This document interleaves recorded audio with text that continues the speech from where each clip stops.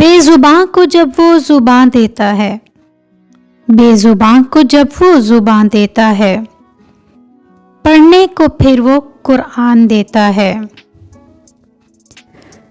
بخشنے پہ آئے جب امت کے گناہوں کو، بخشنے پہ آئے جب امت کے گناہوں کو، تحفے میں گنہگاروں کو رمضان دیتا ہے۔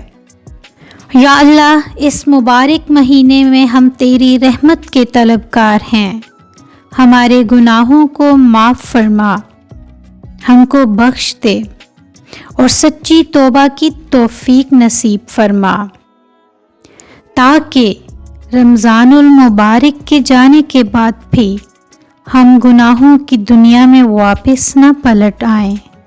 آمین ثم آمین۔ تمام مسلمانوں کو رمضان المبارک کا یہ بابرکت مہینہ مبارک ہو۔